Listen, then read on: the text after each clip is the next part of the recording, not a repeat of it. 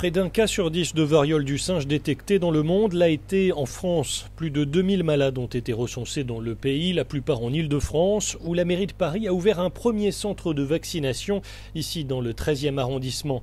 Objectif, vacciner 2500 personnes par semaine, en priorité les plus touchés, les hommes ayant des relations sexuelles avec des hommes et les travailleurs du sexe. Ce qui est très important à l'heure actuelle, c'est d'arriver à éradiquer cette épidémie avant qu'elle devienne endémique et faire en sorte qu'elle ne touche pas la population générale et qu'on puisse arriver à l'endiguer avant qu'elle commence à toucher l'ensemble de la population. Anne Souris, comme d'autres responsables politiques et associatifs, est signataire d'une tribune critiquant notamment la lenteur des autorités françaises face à l'épidémie.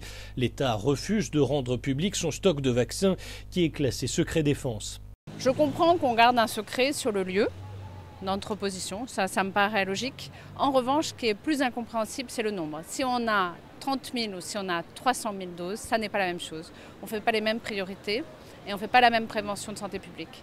Donc là, maintenant, l'État doit nous dire très vite ce qu'il peut faire et comment nous, du coup, on peut se mettre au service de ce qui existe. Plus de 42 000 doses de vaccins contre la variole ont été déstockées, affirme en réponse le ministre français de la Santé, selon qui le pays a la capacité de vacciner l'ensemble de la population cible. Mais il faut aller vite, selon ce spécialiste des maladies tropicales. D'abord, on a un risque d'une vague Covid à la rentrée.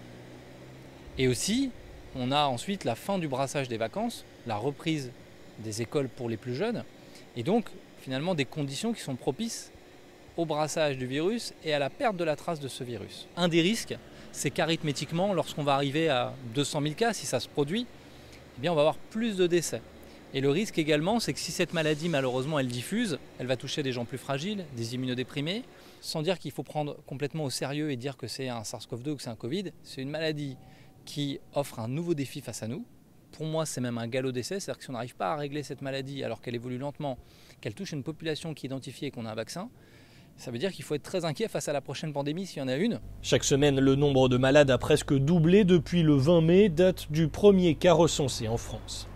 Dans les temps à venir, l'Organisation mondiale de la santé prévoit une hausse des décès ici en Europe, mais elle se veut rassurante.